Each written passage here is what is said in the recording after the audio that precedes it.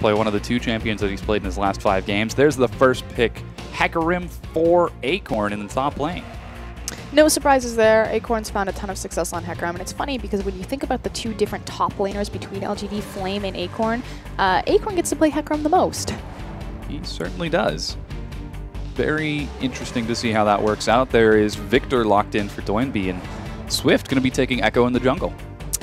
Wow, okay, so again, I'll say it. I've said it before. I'm going to say it again. I actually really like Echoes in the jungle as opposed to the mid lane. We haven't found a ton of success. I think Cool and Rookie are probably the 2 standout mid lane Echoes. Corn for King, their mid laner, but Swift, just the amount of utility that Echo brings is just incredible, and how they set up the ganks with the parallel convergence. MLXG did it fantastically yesterday against Xiaogu, actually using his parallel convergence from Fog of War and setting up amazing ganks. So we'll see if Swift's able to find the same success. He might have been inspired from MLXG yesterday. Yeah, I mean, he did try it yesterday, and it was pretty moderate with some of that success. Now here's TBQ taking that Sejuani in the jungle, and that's Nautilus locked in, likely for PYL. Actually, I'm pretty certain that's for PYL. No surprises there that, I mean, obviously with Hecarim already shown that's not going to be a Nautilus into the top lane, so you are correct. But Alistair's banned, Thresh is taken away. Let's just keep going down the tier list for supports, and it's Nautilus. We actually haven't seen a lot of Sejuani lately. It really seems like she's been traded in favor of that Rek'Sai, which, in fact,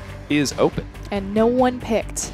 Interesting. Yeah, I'm actually really curious that TBQ decided to go for the Sejuani versus the Rek'Sai. That said, LGD, in their current trend, they love to lane swap to hide the Sejuani in her fragile early clear time, so could just be looking for another lane swap and pick their bottom lane to merge well with that, although Imp hovering is Ezreal again. Yeah, he certainly is. Last pick would also be for Godv, so we'll see what PYL picks up for him, whereas on the other side, V goes back to that Gnar, and TNT decides to return to that Corki. Gnar is a huge pickup for V. That is a very powerful champion for him, probably his best win rate. TNT, we talked about how kind of the big difference between Xiaogu's success on blue side and purple side is the fact that early rotation bottom side, so giving a lot of power early to TNT. See if he's able to find the same success on this Corki, but you know what was left open? Varus. God V's Varus. I feel like we've seen that before. He is consistently going back to this champion. He loves it against mid-range control mages like Victor, Azir, Cassiopeia, because obviously his Q can outrange them, go through creep wave. So not only does he get to push the wave, he gets to punch you in the face repeatedly with it.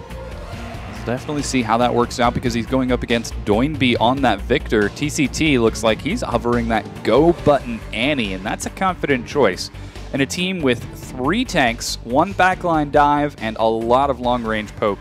He's going to be the guy who says, all right, we're fighting now. The AoE magic damage out of Xiaogu is absurd right now. Echo, Victor, Corki's even going to do mixed damage, as well as Annie. It is an all hard engage, smear you with AoE. Yeah, and we'll see if it works out, as these are our final lineups. And looks to be an exciting match right now because Xiaogu, we talked about they don't exactly pick the strongest team comps from the red side, but it seems like they've really drafted something together pretty strong here. Yeah, I really like their team fight. It kind of speaks to their identity and their strength as a team is in their 5v5 now. They've been trying some experimentation again with making quick map rotations and trying to push down towers very quickly with their Tristana Lulu comp that they tried to run yesterday to not a lot of success. Yeah. On the other side though, speaking of kind of like identities and MOs of team compositions, LGD, they keep running double tier comps. They definitely do, and it has occasionally worked out for them. Oh yeah, it's actually worked out fairly well, and the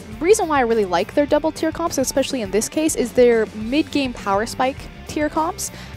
The only thing that I don't like in this composition is actually the Sejuani. So I figure that they will go for a lane swap because that's typically what they do when they have Sej on their roster, but I would have liked a more aggressive jungler. Even TBQ's Lee Sin at this point, or the Rek'Sai, which was left open, would really shore up the early game power trough that LGD's composition really find themselves in. Yeah, and we saw that hovered by TBQ, so there was a conscious choice at the last second to switch it over to Sejuani. So it seems like LGD have got a plan coming into this.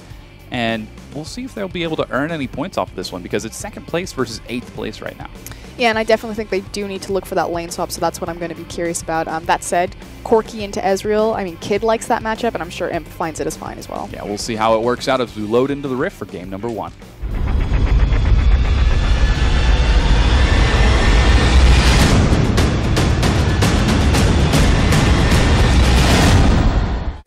We have arrived. It's LGD versus Qiao, game number 1 of week number 6 of the LPL. You have to go multiple. Come on, keep going. Keep going through the whole thing. Week 6, day 3, game 1. Set 1, game 1. Set 1, game 1. Yeah. There you go. You got to run through the whole thing. And we can actually see the duo for LGD on the bottom side of the map. They were spotted out by TCT, but no harass is going to find them. No, they were just setting up into a 5-point. It's very common that it's going to be warded there, or someone's going to see if you step forward into the river. So Imp stepped forward, showed his face. They immediately walked back into Fog of War, and there's the lane swap. And can we talk about the Ezreal skin? Is that the new one? The Ace Ezreal? The awesome Ezreal skin. Yeah, thank you. The Ace of Spades Ezreal. I was going to say, I think it's a spade.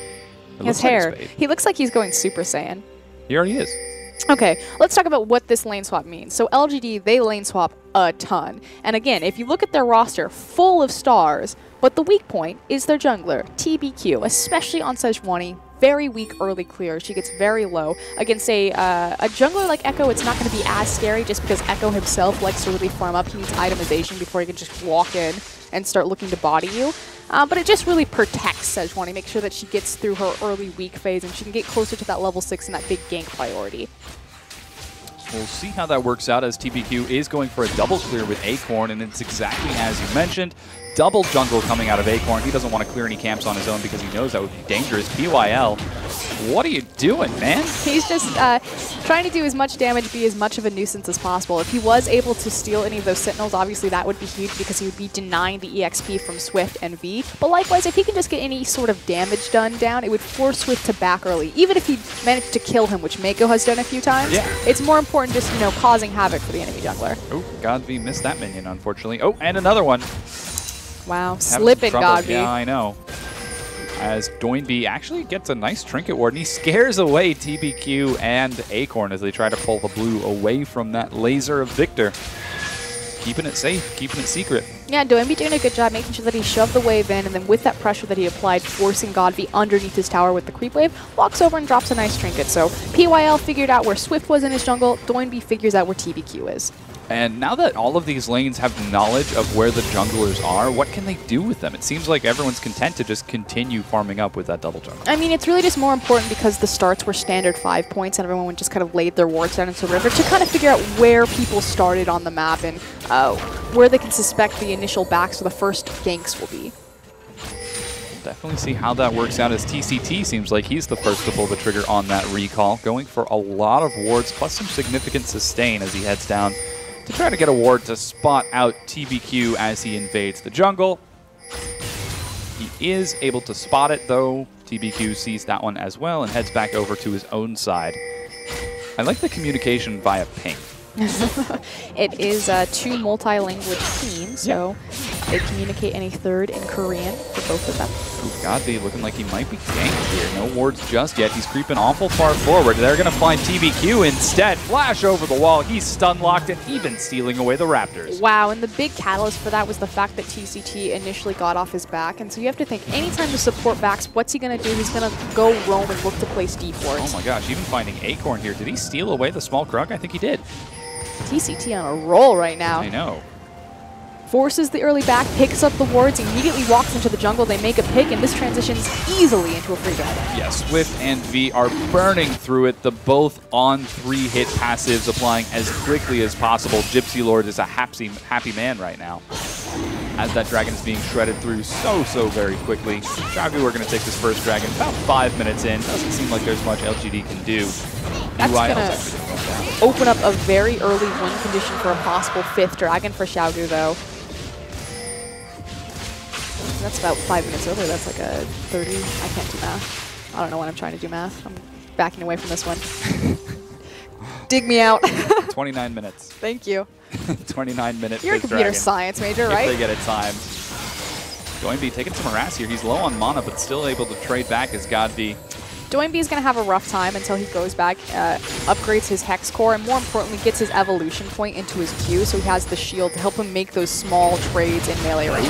Another skirmish in the jungle. It's 3v3 right now, but Doinby's out of mana, making it a 2v3. V goes low, but he makes it under the tier 2, proccing that shield.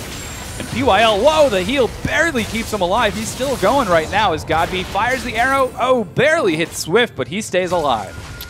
So LGD fight back. They pull their resources and try to invade from the side that they're strongest with, pulling LGD from the top side. Excuse me, PYL from the top side. Fortunately, nobody dies, but a lot of summoners burned in that exchange. Definitely Swift playing very close to the chest with that one. That last arrow was so close, and Godby, he was on the PTL pentakill reel for having that amazing no-vision snipe for the kill last week. Can he get a similar play this week and end up on the reel once again? Well, he's really just starting to show his comfort, but again, the thing that I want to point out is Doinby went back. He's now upgraded his hex score. That's 1,000 gold. And again, not only will it give him bonus AP that'll scale off his level. Level 5 right now, so it's not going to be huge as far as his wave clear, but more importantly, it'll help him with his trades on his Q because he'll get that shield return. So when Varus walks into auto attack range, it's not going to be as scary. Another invade coming out of TCT. TBQ is going to spot it, but they're just going to end up clearing out the ward and backing away as it. There are a lot of pink wards down here from Xiaogu. They want some vision down here. Clearly, they're not content to just sit back and farm. Well, they're really given the authority to do this as well, simply because, again, in the lane swap, they just have superior control over this side of the map because they have a numbers advantage on the bottom side. Yeah, look at that. That's 4 pink wards on that side of the map. They will see everything. Anytime somebody walks down, they're going to know that it's happening. And it's actually conveniently timed to steal away the red buff. TBQ, he's spotting the ward. He's going to clear it out, sees everybody there, and is like, wait, that's not good. Okay, so here's my... Obviously very well executed. They had a plan going in, okay, we want to time this red buff. We want to siege second rotation of buffs. The thing is with those 4 pink wards, that's 400 gold. Hold on, though. Swift, is he going to get the AoE stun? He barely doesn't. Godby barely makes it out. And again, this is the thing. So what is this vision securing them? It secured them a red buff. They weren't able to get the pick. Naturally, they then look to gank mid because obviously they have complete control of denial on that jungle side, so they can try to play with Fog of War onto the mid lane. But it didn't translate into anything. In fact, LG are not going to use their strong side of the map to siege back a red buff. So they spent 400 gold and didn't get anything for it. With that, LGD get to answer by stealing a red buff of their own. Godby even waiting in the wings to try helping him out. Steals away 2 of the smaller raptors from Swift with that excellent arrow, and they're going to give up this red buff. It's exactly as you mentioned. Yes, they steal it away. They drop 400 gold worth of wards, but it's answered right on back, and LGD managed to pull the trigger without spending 400 gold worth of wards. Exactly, and so this gold discrepancy that you see between the two teams is actually much smaller now because Xiaogu translated their early first blood into vision, which is something that Cloud9 really popularized in the NALCS. Those initial dragons that they would then immediately turn into deep wards and try to make more picks off of. Unfortunately, it didn't connect for Xiaogu, so they tried. I give them props for the attempt in theory about it, but the execution just wasn't there. Yeah, just a little bit off. They do still have those wards providing vision for a long time until TBQ gets in there. No reason to be there because there's no red buff and there's no dragon. It would make much more sense if the objective was still there, but I mean, right now it's just an elongated lane phase. Yeah. So that's not going to provide that much. Imp is the first one who takes a turret. TNT actually takes a turret shot. I'm not sure that was exactly what he wanted. He was like, I want the turret. Oh, I took a turret shot instead. There we go, though, but we have both our tiers completed. Like you said, Imp secures that tower in the first, since Xiaogu have been spending so much of their time kind of invading TBQ's jungle and trying to bleed him out there. They eventually do, however, trade. They do indeed. It's 1-for-1 now in turrets, and again, about a 600, 700 gold difference between the two. Now the wards are spotting out a lot of people. TBQ, yeah, and UIL, they finally clear that. We spent all of this money on these pink wards for them to be very useful for us. Well, they know that LGD is going to be on the bottom side of the map now, as Imp shows himself on down there. PYL's down there as well. The only person who isn't is Acorn, and he's feeling pretty comfortable with that, as he's actually had some time to catch some CS. Yep. Starting to really build up that discrepancy. That is 27-4 for V between Acorn. We talked about how Acorn is actually the Hecarim player, despite the fact that Flame has a longer reputation of being more of a carry-oriented top lane. Acorn is fantastic in his team fight positioning and really knowing how to use that onslaught of shadows to maximum efficiency for LGD. We'll have to see if that's the case, because he's set up perfectly to make that happen this time around. His opponent, V, isn't going to be able to trade without taking some sort of punishment of his own, as he's down. Whoa, Godby solo killing TCT there in the jungle. What you doing, buddy? Yeah, he used the Chain of Corruption. Didn't even have to use Flash, as TCT just got locked down and destroyed. Yeah, he has his Moby boots. Doesn't have the Sightstone, so what he was doing, he was trying to pull the Mata. Has the Mobies, looking for deep wards. Unfortunately, didn't have his jungler or his top laner behind him this time around when he got the first blood on TBQ. Godby says, hey, can I check out here? Finds a free kill. He does indeed, and with that, it's now even in kills, and more importantly, that kill is on Godly, who was kind of thirsting for that gold. You can see he's down 2 waves in CS, so he should be catching it back. Yep, there's the Ezreal ult to try to keep Acorn safe as Swift looks for a dive, but here's TBQ as well. They're turning around now. The Chrono Break isn't going to be activated. He goes down. It's LGD who get the first kill. The hook slows him down. Acorn's still alive. Oh, he takes the auto attack, dies at the last second. V finally joins the fight. He's only level 5. It's now 2 kills for Xiaogu. They turn it around and they make it 3 kills for 2. PYL's going to go down. V finally makes up some of that much-needed gold. Oh, wow. Okay, so let's kind of explain how this all came to be. Obviously, a great fight from Xiaogu. They take a secure lead. Okay, Godfrey trying to find what he can.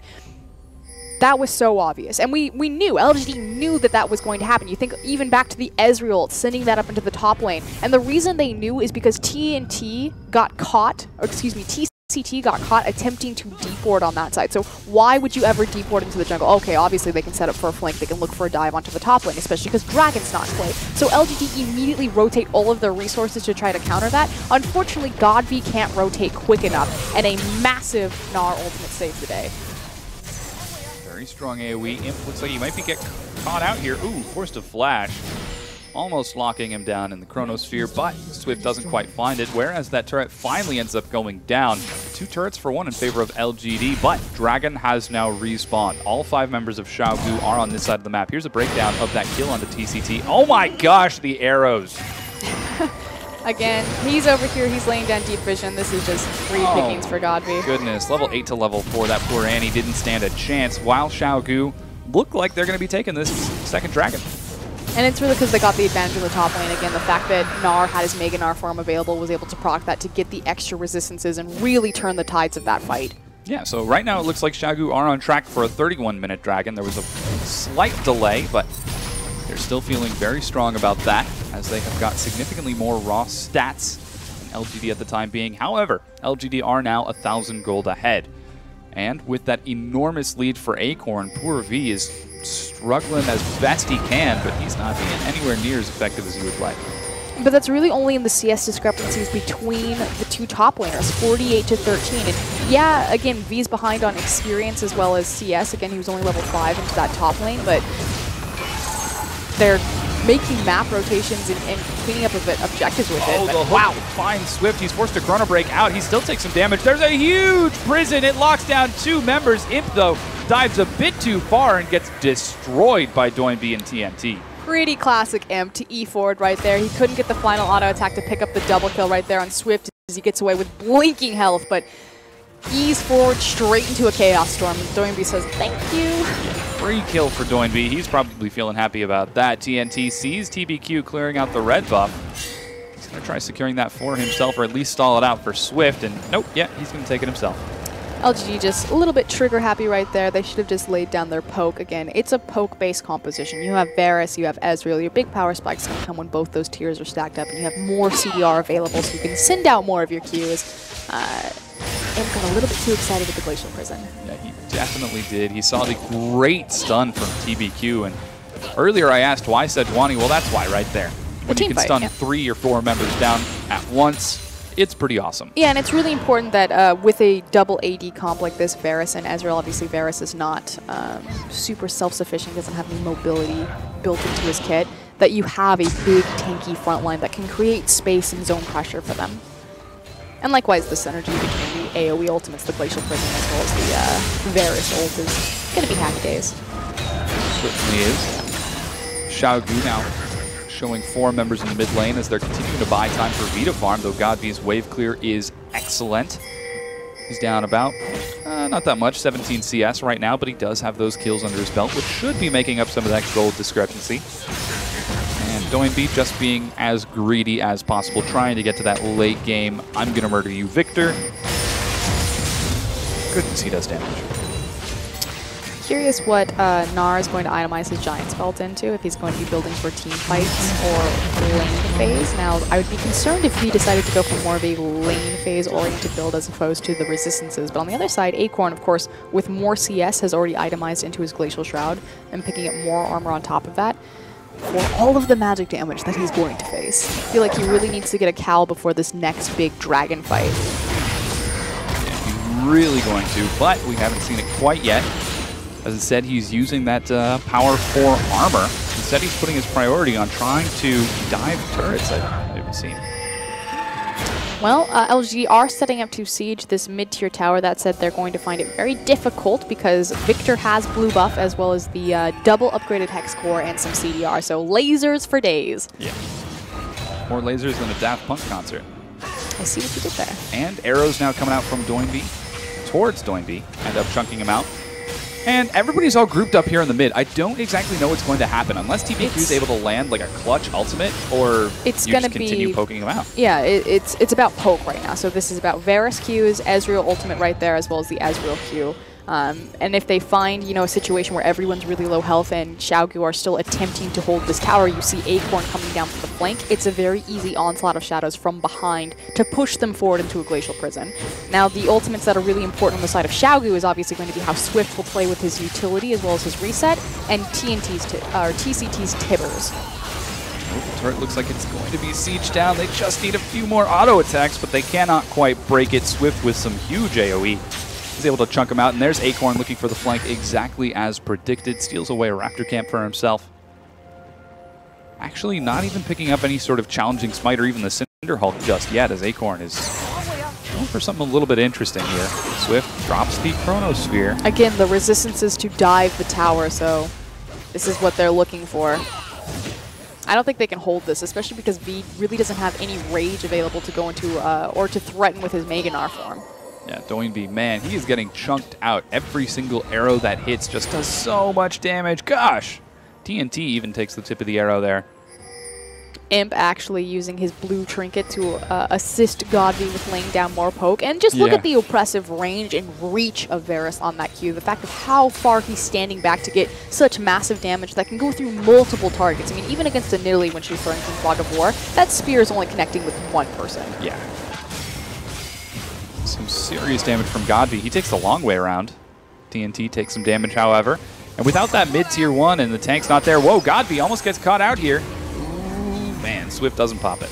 They knew that they had reset the minion wave, so what they're trying to get in position for is the dragon, which will be spawning in 26 seconds. Now, from base to the dragon pit, it takes about 30 seconds. You see that Acorn has created a pressure point into the top lane, so the reason why we instantly saw all of LGD press B right there is they want to start setting up for this dragon pit. And they knew that they could leave the mid because they had forced the wave back, so Xiaogu, if they wanted to take advantage and try to trade a tower, they have that much farther and deeper to walk down the lane. Interesting to see how that worked out. Now, Dragon has respawned. The previous two did go to Xiaogu. We talked about how they were on track for a 31-minute Dragon 5. But this is the chance for LGD to turn it around. Last time they set up with enormous amounts of vision, but decided not to actually contest the Dragon itself. It spawned. All 5 members of LGD are on this side of the map. V actually gets a timely recall, and with that pickaxe and a Giant's Belt, whoa, Imp gets caught. He gets destroyed. Okay, so that's Imp just being way too far forward. Gives an easy pick, but hold on, could be answered. They find Swift. If they can take down the smite, that would be huge. He's forced to flash forward, already having burned the Chrono Break. He's awful low, but he's awful tanky, and he's going to get away. Still relatively dangerous. They are going to go ahead and pull this one. The smite's still available. That said, what, level 10 to level 9, so TBQ has the stronger smite. Likewise, the big poke damage is still Godby. Oh, TBQ comes over the wall. Can he get the steal? He does indeed. That's the first dragon for LGD, and Xiaogu try to turn it into a fight. They find Acorn. His onslaught goes wide. I'm not sure what he saw there, but it caused him to go in the wrong direction. PYL gets caught. He dies as well. Godby takes a turret hit. He's running as fast as he can, but Doinby with the upgraded Hex Core. He catches up, lands the laser. Doinby with the style kill. Oh, wait, here comes the Ezreal. Oh, so close. TCT dodges. Okay, TCT did a great job on the back half of the fight. You saw him right before the dragon fight broke out that he was actually hiding in the back of the red pit. and then he flashed over on the back half. So yeah, TBQ did a great job, had the stronger smite, was able to secure the dragon for LGD, but immediately the Annie flash over the side to lock down LGD's backline. So great job from TCT. So LGD shut down the dragon, but Xiaogu shut down LGD with a quick 5 kills. 4 kills, they were able to take that, though Imp does get this turret for free. Blade of the Ruined King has now been used as Imp is doing some serious damage. But TNT walks away. All of that in a 4v5 too. We're going to go ahead and have the replay. So look at where TCT is positioned. He's going to flash over this wall. He immediately drops that on Acorn. Like you said, the Onslaught of Shadows goes pretty wide, doesn't really hit anyone, but what it's doing is it's creating zone and distance for Godby. Acorn knew that he was dead. He just really needed to buy time, but unfortunately Doinby just too strong at this point, letting him down. Yeah, great play from Doinby, secures that kill. It's now 4-9 in favor of Xiaogu, and LGD, despite being up in turrets and shutting down the opportunity of that 31-minute 5th dragon, things have taken a turn for the worse after that last team fight. Godby starting to hit some of those armor pen breakpoints, and Acorn completes the Frozen Heart on top of the Ninja Tabby. Interesting build choices coming out of LGD. I mean, that said, the gold discrepancy between these two teams is fairly non-existent. So yeah, Xiaogu, they just took a massive team fight. LGD got the tower and the dragon, however, and again, to emphasize, that was still technically a 4v5 that LGD very closely turned. Yeah. It was really just another maybe 2 rotations through Godby's Qs if they connected, before that could have completely gone the other way. We unfortunately didn't get to see that, as Xiaogu playing very strong, hopefully going to be taking another win to shore up that 40% win rate on red side. LGD now going for a couple of recalls after setting up some wards around the Baron buff as Godby looks for some poke. Doesn't quite find it. Seeing if he could secure that red buff again. Him and Imp are doing really cute things where they stand together with their poke and they're constantly using Imp's blue trinket to just assist Godby for laying down more piercing arrows. It's a bit interesting that Xiaogu are buying so much time for V, because he's split pushing quite a bit, and you talked about how powerful he is on Gnar, but he was down, what was it, 30 CS in the beginning of the game? Yeah, but it's really kind of the difference of Acorn was absorbing and soaking up free CS and free minions, whereas V was trying to make things happen with his team, which is pretty evident in the fact that this is 4-9. That said, again, the CS discrepancy, for every 12 to 13 minions you're ahead, that's pretty much worth 1 kill gold, and that's why these two teams are still relatively close. Likewise, LG, they do have another structural objective over Xiaogu, but it's mostly in the CS differences between Imp and TNT and Acorn and V. Ooh. The poke comes across, but Doinby is able to dodge a lot of it, and V, as you mentioned, opting for a recall. He's going to catch Acorn's wave on the top side, and seems like they're going to perform some musical chairs right now. As Acorn recalls, and let's see if he heads back down to the bottom to catch that wave. And he went for the Frozen Mallet. Okay, so Monty's been a pretty big speaker against the Frozen Mallet. Now, obviously, it works really well against Hecarim on Gnar because it allows him to have bonus slow and to really walk Hecarim down on these elongated lane phases. The problem is it's an item that's really made for lane phases. Teleport comes out. Looks like Acorn wants to find V. V does have his flash, however. The Onslaught of Shadows slows him right back around. V doesn't burn his flash. He goes down and Imp gets the kill. And he just gets shredded because he has no resistances. So he itemized for a lane phase item when he never A, got the 1v1, and B, now he doesn't have his resistances for the big 5v5s. He's effectively just counting on the superficial tankiness that the Mega Gnar resistances and bonus stats will give him. We'll have to see if it is effective as the poke war has now begun. Recalls coming out of LGD, though Xiaogu smell that something's happening and they decide to chase away the remaining members. Acorn is going to catch that wave on the bottom side. Dragon's up in another minute. Let's see if Xiaogu are going to be able to take that and again continue trying to play for that 5th dragon win condition, or if instead they're just going to continue focus on straight up beating LGD in team fights. They have a window of opportunity where they can fully commit to this top tier tower because again, dragon won't be available for another minute. It's the last standing outer tower, so very easy free pickup for Xiaogu as they'll reset the map, reset the pressure, and start heading towards that dragon. We're now 25 minutes into the game and things taking it very slow and patient. LGD are content to let their poke composition do what it does while Xiaogu struggles to stay afloat under the onslaught of arrows that Godby is tossing out. Really important itemization that's already come out for LGD is the Aegis of the Legion. Yeah.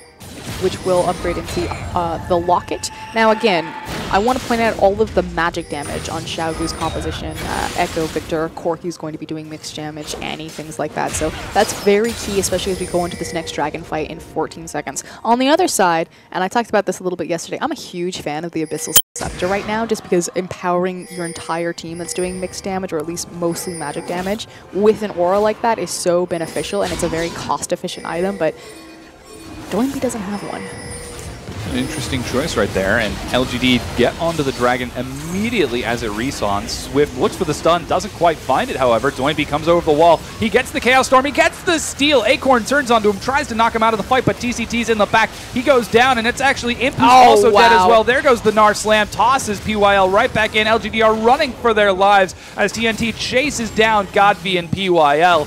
Instead, they decide that they're going to want the Scuttle Crab instead, and woo, Swift takes another arrow. It just looks like a targetable ability every time Godby does it, but what a fantastic fight. We talked about kind of the AoE spread that Xiaogu have on their composition in a dragon fight, and it's such a small, confined area. The Chaos Storm was massive, not only securing the dragon, but just destroying LGD as a unit, especially when V didn't have his Mega Gnar until the very back half of that fight. Great slam was able to turn that around. Gnar showing that he can still be effective despite only having a Frozen Mallet and those Ninja Tabbies. So with that, Xiaogu managed to steal away the third dragon. Here's a breakdown. And again, it's really on Doinby's positioning right here where he drops the Chaos Storm. He's going to hit at least 3 members right now, just 2, but with all of that and with the tank line of LGD forced back onto Doinby to force him out of the fight, TNT untouched. He's a full health Corky and he's just ripping through them. Yeah, so much damage coming out of TNT. He does take an arrow to the face that forces him to end up backing away, but the stacking from Doinby and TCT was impeccable. Annie stunned to lock down Imp, PYL, and TBQ, and then Doinby just said, what? AoE lockable targets that I have an AoE ability that happens to fit so conveniently on? Tibbers on Chaos Storm on Gatling Gun. Yeah. Just Venn diagram. Poor Imp was having some serious trouble there, though. You can see he's now completed his own last Whisper. Should be able to shred through a few more targets, though he shows himself on the top side of the map right now. Xiaogu decide to back away and continue playing it safe, as it seems like they're really only committed to taking these team fights if they can find a pick, which is going to be difficult with the distinct lack of vision, or when they have to fight. It's really about the poke for them. So if we want to talk about the win condition for LGD's team composition, they need to make sure that the, like you said, there is pick potential with the Verisol, but it's really about laying down the Ezreal and Varus poke before they look for a hard engage with tools like Glacial Prism, like Onslaught of Shadows. We have seen that poke be highly effective, but Xiaogu are doing an excellent job of pulling the trigger prematurely, and LGD that time were sitting in the Dragon Pit, so they did kind of have to force themselves into a fight without getting the opportunity to get poke across in the beginning. Well, they have so many more tools on the side of Xiaogu to a hard engage fight. Yeah, you're against the Glacial Prism, but LGD, they don't have any sort of reset button. You have a self-sufficient AD carry in Ezreal, but Varus is at the mercy of pretty much Nautilus's Riptide to disengage for him. And we saw how effective it was when people die. The question is, will it happen again? TCT got the Alacrity upgrade so that he can flash more often, and V, despite being shut down, is getting pretty scary as he builds now into a Phage and eventually into a Black Cleaver. Going full damage now. Yeah. I like it. He's committed. We'll give him that. Both teams playing around this Baron area. It's really important for LGD at this point in the game that they need to secure deep vision. So they keep losing these objectives because they keep showing up late to them. They have to be on top of the objective and already have their vision in place because, again, it's about the poke. And you can't land this super long-range poke and be safe if you don't see your opponent. Speaking of being safe. Yeah, TNT, gosh, he's so fast. Oh, man, the Glacial Prism finds him. Gets a good stun off, but he's going to end up going down here. Yeah, they're blowing a lot to kill TCT, and he finally goes down. Imp's the one who gets the kill. LGD get the pick, though. Xiaogu get the fast track onto the mid-tier 2. Yeah, meanwhile, chasing our Annie will take your free second-tier mid-tower. Ooh, there goes the depth charge onto Doinby. He doesn't have his flash, does have cleanse. He's got a choke point. Arrow comes across, great choke point, locks down LGD. They chase over the wall. TPQ looking to get in there, but he just can't quite find it. Xiaogu back away. Yeah, complete, beautiful understanding of where they're going to exit out of that lane, taking the angle straight into the small little choke point so you could set down the gravitational field and walk away scot-free. That said, Desperation Baron? Just might be from LGD. They Double shove AD into comp. the pit. They do so much damage. You can see them shredding through it right now. Pings are going down. There's a ward in the back of the pit hidden behind the Baron's head. LGD are going to try shredding through. Teleport coming in from V. He's nowhere close to Meganar. Is Swift going to get over the wall in time? He goes for it. He gets the steal. He's going to tread through their damage. This is Xiaogu trying to turn this into the fight, and suddenly LGD have nowhere to run. 2 members go down. Acor's on the back line. He's picking up a kill. TCT going to be chasing Godvi. He manages to land the arrow. Imp, what are you doing? Goes aggressive there. Godvi. Oh, the dodge. The stun comes out. They turn it around. A huge play from Xiaogu. Wow. Oh, my God. Swift got the Baron steal. They take the Baron. They take the clean. Wow. Wow. He had that lined up. That was beautiful flash from... Okay, that was crazy. That was awesome. Xiaogu coming up so big. They steal away the Baron, and poor LGD, they found themselves locked in that pit with absolutely nowhere to run to, and all of the AoE from Xiaogu stacked up so clean. And that was what the big thing, like Swift laying down his parallel convergence, goes in, gets the smite steal, he gets the stun on multiple members, and then immediately, perfectly timed, like you said, with Xiaogu members coming around from the other side and just drop all of their AoE in a confined space. They're thriving in these Dragon and these Baron fights, because again, Venn diagrams, just start stacking your circles. Yeah, with that Baron, that's going to put Xiaogu in a very confident lead. Now 7,000 gold ahead right now, and they've got the Baron buff and 3 dragons. The 4th one is going to be spawning in about 15 seconds, and here's a breakdown of the fight. Okay, oh my so gosh. It's really important that Swift gets in here, gets the steal. That's fantastic. Of course, V also jumps in, but it's just so perfectly timed with Doinby, TNT, and TCT coming around the other corner. And just look at the control and devastation that Doinby wreaks all over that pit. Yes, oh, such a great play. There was a fight going down right now as Imp tries to get away from TNT, and Godvi's already caught out. Swift manages to catch him up, and TNT shreds through his health. LGD, they just have 0 options on their composition to reset these fights. And Xiaogu, they have too many hard engage tools. They definitely do. I mean, Xiaogu with that Baron buff, and now they do not actually have the 4th dragon just yet, but they are going to start sieging this mid inhibitor turret. There's a significant lack of wave clear with Varus and Ezreal dead.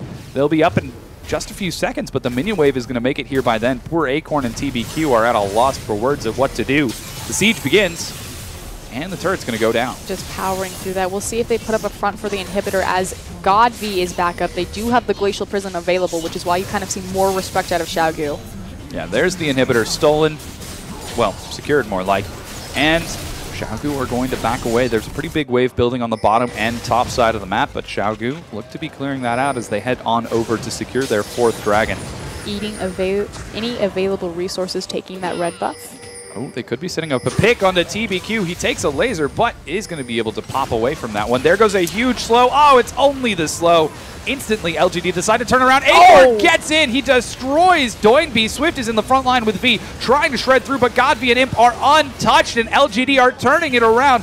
TNT's got to jump the wall. TCT gets caught. Acorn is going to run him down.